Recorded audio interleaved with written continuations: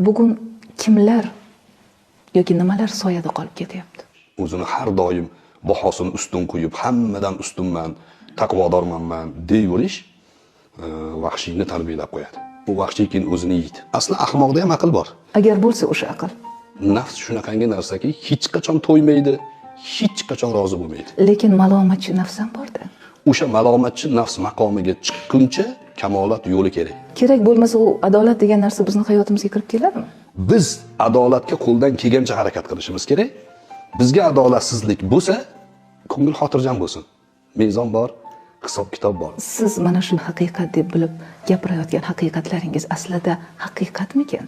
Dunyo mulkiga ega bo'lsangiz ham qayerdadir baribir g'am, tashvish bo'ladi degan. Har bir insonning bu hayotdagi xaritasi nima bo'lishi kerak? Sizda ham o'g'irlik bor. Hayotimizni o'g'irlayapmiz, vaqtimizni o'g'irlaymiz ba'zida. Bugun ham o'zingizni yomon inson deb bilasizmi? Biz o'layotganimizda jonimizni farishta oladi-yu. Tug'ilayotganimizda nimaga farishta bo'lmaydi desa, bo'ladi-yu, onang bor-ku deyishgan. Dushman bilan yuzma-yuz janggohdagi loydaman.